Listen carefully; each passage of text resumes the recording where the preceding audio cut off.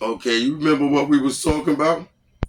And I believe we was having this discussion and you was explaining to me the difference between the tenant and the homeowner. Yeah. Okay, and how that's being regulated for the people that want to buy and be a tenant compared to, you know what I mean, the condition where these people, they move in your house and they don't want to leave. Right. Right. And that's, and if it, I guess that's part of that. Like I said, like I was saying, as I was saying, you have good tenants, bad tenants, good landlords, bad landlords, and you have all these forces, working in the same in the same issue. So it's a matter of developing that relationship, having the tenants, having the landlords, having the owners. If you're a landlord, as I say, do the vetting in the beginning. Who are you allowing to rent? Who are you renting to? Right. You have control over who you rent to. Right. If you rent to a certain type of, if you're trying to get, let's face it, if you're trying to get that Section 8 money, right, you know who you're going with. If you want somebody who's going to pay you on time, you want to take that. You want to interview them. You want to sit down with them. Know who you're renting to as a landlord. As a tenant, man, that's to learn to respect somebody's space. Treat it like it's yours. Having that pride of what you own. So as far as with the laws, I don't know the laws, but I know we can go in there and go case by case and determine what we need to do. Do we need to change the law? Do we need to do this? Do we need to enforce the laws? That's what remains to be seen. I know that's a difficult situation and it's scary, and it scared my wife and people like my wife that want to basically be able to buy a building and have tenants, rent it out and things like that, saying, listen, I'm seeing what's going on in the city now where people are refusing to leave out. And then when they're off, after you go through the court and they are forced to move, how they just flood your house, leave the water running and write all on the walls. But, another thing that I'm saying in regards to the direction of the city and focusing on improving the conditions of the city, it seems like the city has this, divided it up like areas or demographics that they are picking and choosing, or which of these areas they're going to provide funding to or have things fixed at, like Main Street, Pine Avenue. But nobody is never saying nothing about like East Falls or Ashland Avenue or these areas where it's bad. But they turn around and they promote to the community that Niagara Falls is like Iraq. Some people said, I heard on one of these podcasts or broadcasts, say, I'm scared to walk through Niagara Falls. It's like Iraq. I went to Iraq, and when I came back, I feel like I'm still in Iraq walking in the streets of Niagara Falls. And then I hear like other people that's, politicians like Chuklin or however you say this guy's name, talking about their intention is to, make the city safer from the dangerous element. But nobody is never trying to address the issue of why the city is so dangerous. Right. You keep telling people that they're dangerous, and you making their conditions like a dog. You got houses that's abandoned and people dead in these houses next door to me. People using drugs and having sexes in these abandoned houses, and kids is playing in these abandoned houses and stuff like that. So you telling them it's dangerous, you dangerous. So now they gonna respond to the propaganda that you pushing to them. You putting on the news and constantly showing what's Niagara Falls shooting. But when it's beneficial to them, they not doing that. Right. But what you have to say about that? I'm sorry for you. No, that was good. So one, I mean, what I hear in that is we need something for the youth to do, for the kids to do. Need more activities for them to do.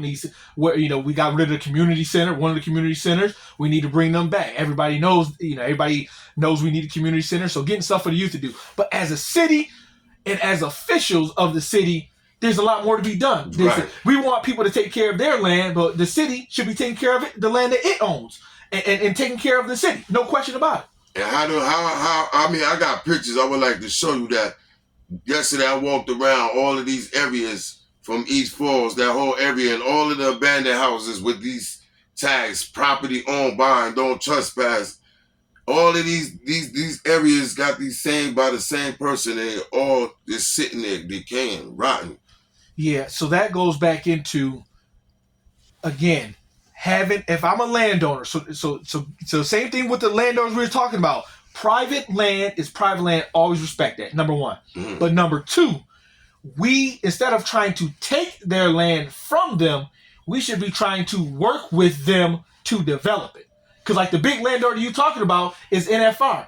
They own acres and acres of land downtown. Maybe there's other owners, but instead of us trying to take their land and for the city to own it, we should work with them to develop it and to help make money for the city, so the city gets more money. And guess what? We can do things for the youth. Right, I agree with you. So now, my whole thing is this. We can work with them, like you said, and help them develop and help put businesses on their land where they can still generate money from their land by working with us, and their land is still theirs. Boom, we just have business. But however, we've been trying to talk to this individual, and there's no response back to none of the black people that I know, or any of them individuals that I know, no matter the color, that tried to contact them. They said that they had to go to the city. They had the city contact them, and he said he had it up for some type of auction, some type of deal, not auction, but some type of deal that he was trying to invest in with this land. So I don't know if that still stands. I haven't heard anything else about it for a minute. So are you referring to a specific project going on now, or are you? It was an old project. I know they was trying to negotiate something with the Buffalo Bills for what they just did in Orchard Park to have them do here. So, and now after that, I don't know anything else about what they trying to do with that land. So right now in front of the casino, there's land that they're owned right now. So you may have heard about Centennial Park, yes, or the event center. Yes. That's what's currently being litigated right now in court. Okay, yes, that's what I just recently heard about. Yes. So that's one of the recent ones. So instead of the city trying to take the land that they want to build on, the city should let them build on the land, and they want to give us land and money instead to let them build on it. So we should take that deal and let them build that $1.5 billion data center and bring that money from the taxes, from the property tax, from the land taxes into the city. Right. I mean, it makes sense. But I don't understand the city or the county or the state for all purposes and all intent, because they always do something backwards, right? You know what I mean? Like, just for instance, we was talking before, we saying an individual that old child support or back child support that's working, and they take his license. But you saying you got to pay me money. See how backwards that is? They always do something backwards. They say, hold up, this guy going to work and he giving you money, but you take his license, now he can't drive to work. Right. So now he not giving you money. And that applies to the same situation and to mostly all of the situations that they handle. Yeah. They always take the wrong angle because they want to show that they got force and control. Right. When they can work with the people, like you saying, and everybody benefit at the end of the day. Well, we got to get out of the mentality of number one, trying to do things alone. Number two, not being informed, educated, and engaged. Because the more we can do that, the more people that are engaged, the more people that we have at city council meetings, the more people that we have that knows what's going on at city council, the more that we have people that's informed about what's going on, the more people we can get engaged, asking questions, involved. Right. 100%. And I believe one of the main things that you just said that's important is that the knowledge, the information. Right. But individuals can't pay attention if they're not aware. Right. So how can I pay attention to know what you're doing if it's not out there, or the people that I know is not bringing it to me? For sure.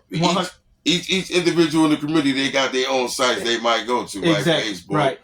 So if your the awareness and the knowledge of you and what you're doing, right, or what the community is doing, is not on that particular site, they're not gonna get that information. How can we get the people in this community the information to be aware of what they should be aware of in regards to making this place a better place? 100%. Definitely, anybody who's an official, we could definitely do a better job of releasing more material. So number one, everybody knows about the government website, the city council website. That's where you get what's on the agenda. That's where you get the meeting times, and that's that. But now, what does all that mean? That's where, people like myself who are involved and know, that's what we can do. Sir. We can reach out and do a better job of getting the people knowledge and using Facebook and using social media to get that word out. 100%.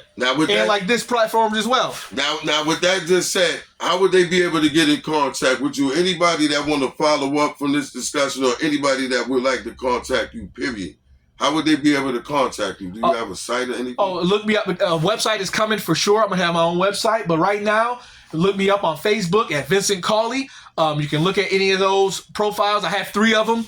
You can reach out to me that way. And then we can get a dialogue started. Then we start exchanging emails, start changing phone calls, and then you can call me up and ask any questions anytime. All right, this is Hood Talk. We're going to end this right here. Yo, I want to welcome the people to Vicent Cauley, y'all.